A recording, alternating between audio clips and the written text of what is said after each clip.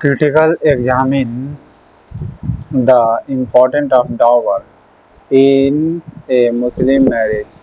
Is there any minimum या maximum limit? ये question है। देखिए, डॉवर का हिंदी क्या होता है? मेहर। ओके, डॉवर का हिंदी मेहर होता है। तो क्रिटिकल एग्जामिन करना, सबसे पहले यह याद रखें, in a Muslim marriage dower is also known as महर या मेहर। ओके, मुस्लिम मैरिज में डॉवर चलता है। इज ए पेमेंट है, एक पेमेंट का तरीका है। Made by the groom. Okay, made by groom यानी दूल्हे के जरिए क्या किया जाता है? टू द ब्राइड, दुल्हन को मिलता है। ओके, दूल्हे के जरिए दुल्हन को मिलता है। Okay, made by groom to the bride. Okay, दूल्हे द्वारा दुल्हन को दिए जाने वाला पेमेंट है। Okay, it is a significant aspect of Islamic marriage. ये जो है एक सिग्निफिकेंट एस्पेक्ट है। Okay, significant aspect of Islamic marriage है। ओके, यह इस्लामी विवाह का एक महत्वपूर्ण पहलू है, सिग्निफिकेंट एस्पेक्ट है।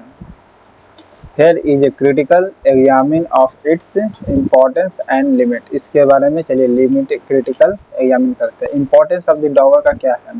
देखिए, मेहर का इम्पोर्टेंट देखना है, महत्व। ठीक है, पहला ये देखना कि सिंबल ऑफ कमिटमेंट को ये दर्शाता है। किसको दिखाता है? ये कमिटमेंट है, सिंबल ऑफ कमिटमेंट है। ओके, यानी प्रतिबद्धता का प्रतीक कह सकते हैं ये है।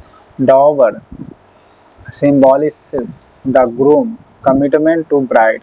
ओके, डॉवर क्या है? ये सिम्बॉलिस है। ओके, ये एक तरह से कहिए कि पहचान है दूल्हे का दुल्हन के प्रति। ओके, दूल्हे के प्रति सिम्बॉलिस कमिटमेंट है। ओके, सिम्बॉलिस कमिटमेंट है यानी पहचान का एक कमिटमेंट है दूल्हे का दुल्हन के प्रति। And his responsibility towards hers. Okay, और उसके प्रति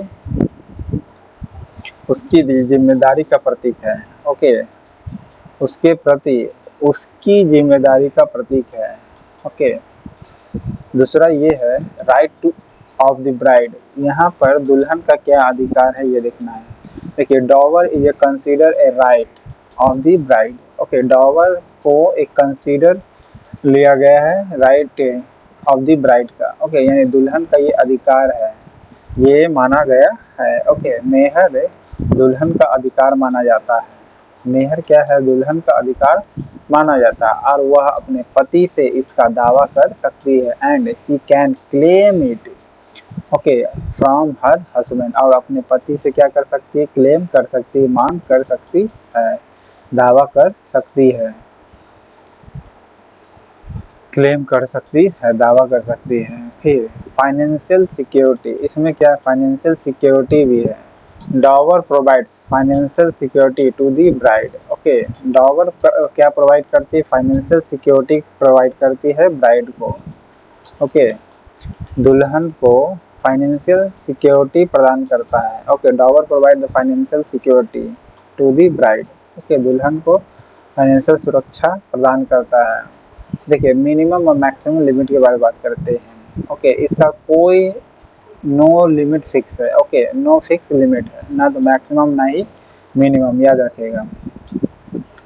ओके, इस्लामिक लॉ में कोई भी ना तो मिनिमम और ना ही मैक्सिमम लिमिट फिक्स किया गया। दूसरा म्यूचुअल अग्रीमेंट है। क्या है? म्यूचुअल अग्रीमेंट यानी आपसी सहमति के आधार पर है। क्यों? क्योंकि मेहर की राशि आमतौर पर दूल्हा दुल्हन या उनके परिवार के बीच या दूल्हा दुल्हन के बीच आपसी सहमति यानी म्यूचुअल अग्रीमेंट के आधार पर तय होती है। ओके, मेहर की राशि जो होती है आमतौर पर दूल्हा दुल्हन के बीच में या दूल्हा दुल्हन के परिवार के बीच में आपसी सहमति से तय होती है। Mutual agreement. The amount of dower is typically decided by mutual agreement. Amount of dower is typically decided by mutual agreement. By कैसे करता है? Mutual agreement between the bride and groom या their family. Okay, bride and groom और या फिर their family, उनके family ये तय करते हैं, यानी म्यूचुअल एग्रीमेंट के आधार पर तय होती है। ओके, तीसरा है रीजनेबलेंस एक्सपेक्टेड। ओके, रीजनेबलनेस एक्सपेक्टेड यानी उचितता का अपेक्षित क्या है, एक्सपेक्टेड क्या किया जाता है, well there is no strict limit, यहाँ पर कोई सख्त सीमा नहीं है।